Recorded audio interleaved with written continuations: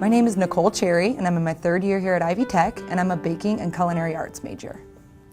I decided to switch from an art major to the culinary arts because I tried several things in between. I was a pet groomer and I ran horse stables. I was an insurance agent. I was a hostess. I'd done several different things, but the kitchen was always where I felt the most at home. The mystery basket competition is really two competitions that take place in one day.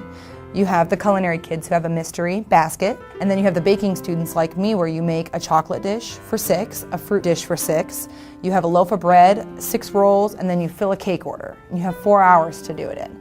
And it was much more stressful than I thought it was going to be. I thought it was going to be very simple. I practiced at home like 7 or 8 times because I just wanted to be, I didn't think I was going to win, but I wanted to be impressive and show my skills.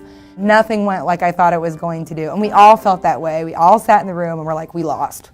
We all lost, every one of us. Nobody knew that they were going to win that day. And before they started announcing the names, they had went over the mistakes we had made and the things that we could improve. And I was standing there and I was thinking, I gotta write this down in my notebook for next year, these mistakes that I made, because I want to compete next year. And next year I'm going to France. And then I looked around and all of a sudden everybody was staring at me and I was in my own train of thought, thinking about how I could improve.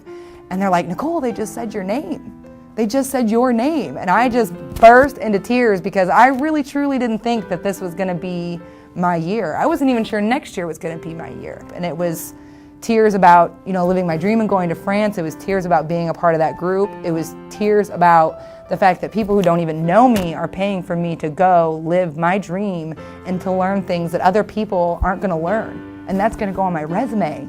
And it's a huge deal to be able to say that you studied culinary arts in France. A huge deal. And that's so much money for someone to pay for, doesn't even know me, to go to France. It's just really, even now, it chokes me up a little bit. Going to France was huge for me. There's no real other way to explain it besides huge, because I have always never done anything really on my own. And it was really the first time I got to go out and explore the world by myself and face fears and explore a dream I thought I had and I'd never get to see. You get burnt out on life, and it was just inspiring. I came home and it just felt like someone gassed me up, like I was just ready to take on the world. If the donors were seated in front of me, I would say, think about the moment when someone helped you become who you are today, because you wouldn't have gotten here without help. You wouldn't be in a financial situation where you could donate money to someone lesser than you without the help of somebody. And when someone does good for you, you should do good for others. You pass it on. That's what makes the world such a beautiful place to live in, is that right when you think you're at your lowest, someone who's a little higher than you steps in and gives you just a little bit of help, and it's the light at the end of the tunnel for some people.